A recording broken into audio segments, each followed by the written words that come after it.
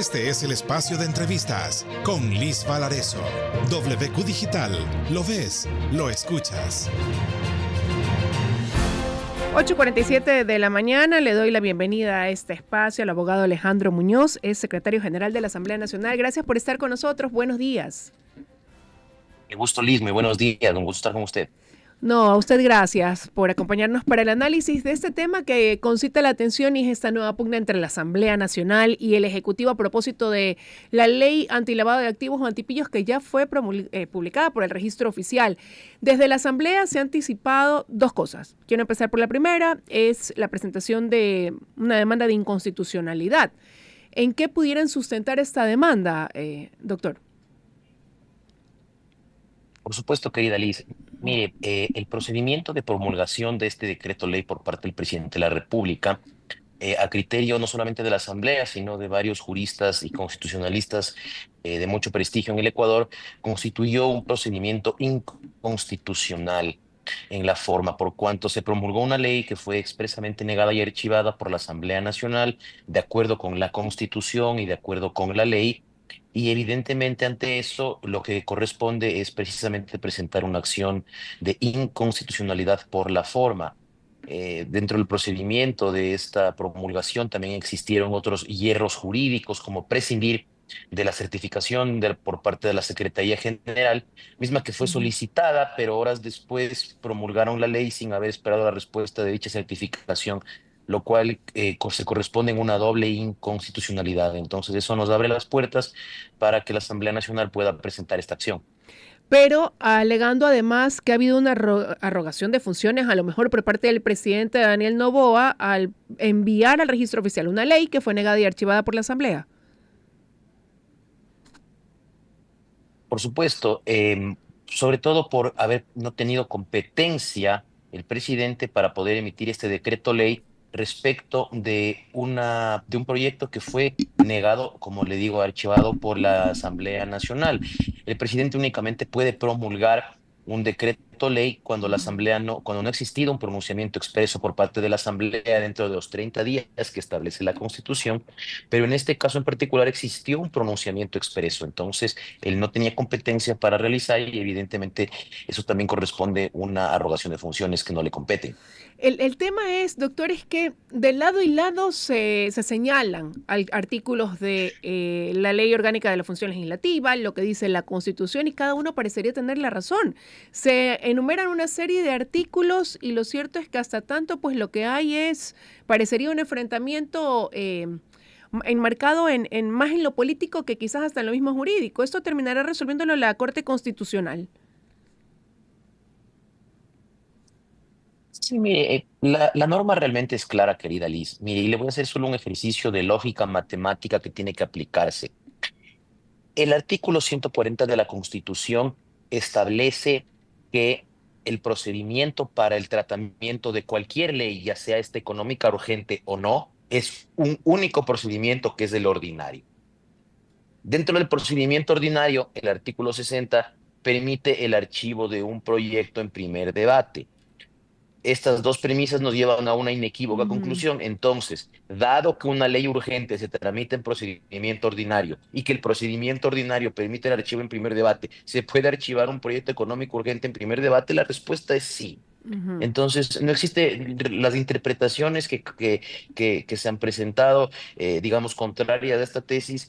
Yo creo que es por confusión de las personas que están malinterpretando lo que establece la Constitución y lo que establece la ley, y es absolutamente claro el tema.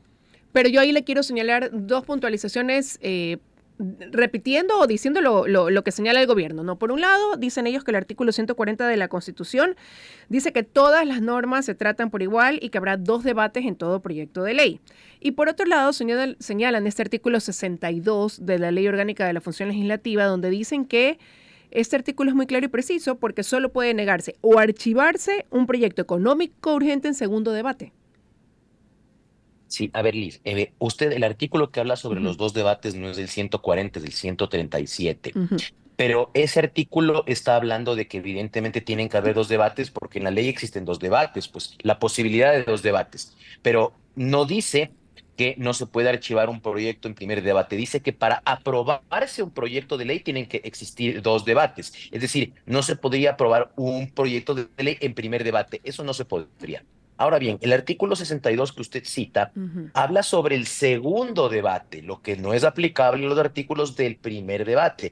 Recordemos que, como le digo, el artículo 140 establece que existe un único procedimiento para tratar los económicos urgentes y las leyes, llamémoslas así, ordinarias, que es el procedimiento ordinario. Es decir, no hay ninguna diferencia entre una ley económica urgente y una ley normal, salvo la excepción de los plazos, que obviamente en la ley económica urgente son más cortos. Ujú. Pero eso no quiere decir entonces que haya que seguir exactamente el mismo procedimiento. Y en este caso el procedimiento establece el archivo en primer debate. Entonces, fíjese usted que esto ha ocurrido ya en 52 proyectos de ley que se han archivado en primer debate y la Constitución no hace una diferencia entre lo que es una ley económica urgente y un proyecto ordinario dentro de ese procedimiento. Entonces, plenamente se puede archivar un proyecto económico urgente en primer debate.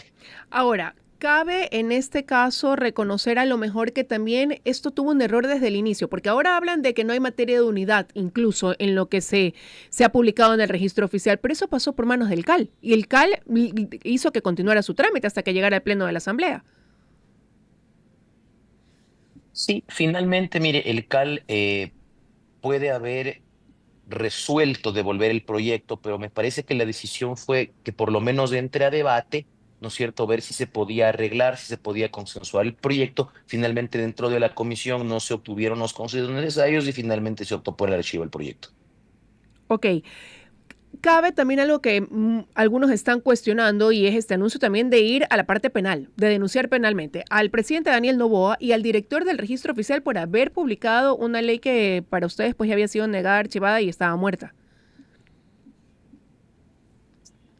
Sí, se están analizando las opciones jurídicas para ver si es que también esto constituye un delito. Evidentemente, esto no es, digamos, algo que uno puede decir que se ha cometido y ya, sino que tiene que pasar por un análisis y eventualmente, si es que se considera que en efecto ha ocurrido un delito, pues se presentarán esas acciones penales. ¿Cuándo pudiera definirse todo esto, doctor? ¿El viernes, a lo mejor cuando ha sido convocado nuevamente el Pleno de la Asamblea? Sí, precisamente con esta convocatoria para el día viernes, pues hay que Ujú. recoger ya los distintos criterios de las distintas bancadas y pues finalmente después de un análisis que sea responsable y transparente sobre este asunto, ver cuáles son las opciones jurídicas que tiene la Asamblea. ¿Y qué queda, no? Entran cuando quizás en un periodo también de vacancia legislativa, ya estamos prácticamente en la mitad del último mes del año. ¿Cuál es la proyección de aquí a lo que resta de diciembre? Bueno, respecto al tratamiento de leyes que continúan en el Ujú. trámite, se están tratando reformas a la ley de educación superior, se están tratando reformas al Código Penal, se están tratando reformas a los códigos de ambiente, es decir, la Asamblea continúa su trabajo. Respecto a este tema en particular, pues evidentemente la ley se encuentra publicada en el registro oficial, presentaremos la acción de inconstitucionalidad y creo que con eso pues esperar al resultado de que la Corte finalmente dirima este tema. Y obviamente la Asamblea acatará el resultado que establezca la Corte. Ahora, por ejemplo, el tema de si se reforma la Constitución para dar paso a que nuevamente pues, pueda haber presencia extranjera en bases militares ecuatorianas, esto ya quedaría más bien, incluso se dice, para después de la primera vuelta electoral. ¿Así sería, doctor, según los tiempos? Sí, porque además en estas reformas de la Constitución se establece que entre el primero y el segundo debate deben esperarse 90 días. Ujú. Entonces, seguramente para finales, digamos, de la segunda vuelta, posiblemente pueda estar esa reforma aprobada y no creo que entre para referéndum en las elecciones. Y veíamos que hay una situación complicada y esto tiene que ver con quiénes van a quedar en la Asamblea una vez que un número considerable comience ya a la campaña electoral, porque están como candidatos a conformar la próxima Asamblea, ¿no? Incluso ellos y se dicen sus suplentes en algunos de los casos. ¿Cómo quizás se va avanzando en el encargo, en quienes van a quedar mientras tanto durante un mes en el legislativo? Bueno, es realmente un procedimiento muy simple. Los Ujú. legisladores que van a optar por su reelección tienen que presentar una licencia, principalizar a su alterno y durante ese tiempo actuarán los alternos. Ese es el procedimiento, querida Liz, y obviamente ya el trabajo legislativo le corresponde a cada asambleísta que se siga la línea de su asambleísta principal y evidentemente pues que el trabajo de la asamblea continúe y no pare. Ahora, entonces, ¿con qué temas quizás considera usted van a cerrar este año como asamblea? ¿Cuáles serán los que tendrán la prioridad en las 2 semanas más o menos que restan para culminar el 2024? Bueno, estamos esperando, como le digo, la aprobación de Ujú. estas reformas a la Ley Orgánica de Educación Superior, al Código Orgánico Integral Penal.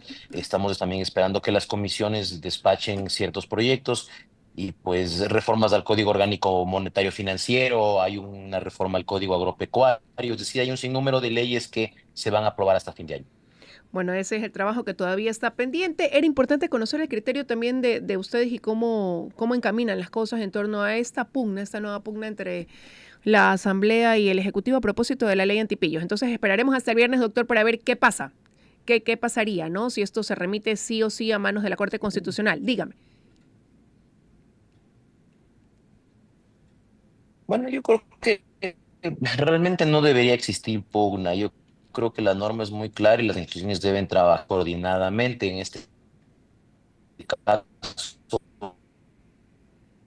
en mi criterio, el Ejecutivo ha cometido ya otros jurídicos, pero como le digo, no ha sido, casi fue expresamente negada y archivada por parte del Ejecutivo. Es un acto de facto, es un acto nulo, un acto dictatorial, y que finalmente para eso están las Cortes, en este caso la Ujú. Corte Constitucional, fueron creadas precisamente para ponerle un freno a la arbitrariedad del poder, y esperaríamos que finalmente la Corte dirima en democracia y aplicando la Constitución. Bueno, estaremos pendientes, veremos en qué queda. Quizás sí se ha convertido en la atención mediática también este tema, ¿no? Veremos cómo se resuelve. Quiero agradecerle, doctor Muñoz, por habernos dado estos minutos para, como digo, conocer su opinión aquí en WQ Noticias. Gracias, querida Liz, siempre un gusto, un fuerte abrazo. Un abrazo para usted también. Son ya las 9 de la mañana. Hemos conversado con Alejandro Muñoz, él es secretario de la Asamblea Nacional. Tenemos tiempo antes de irnos a una pausa rápidamente para comentar algo que llamó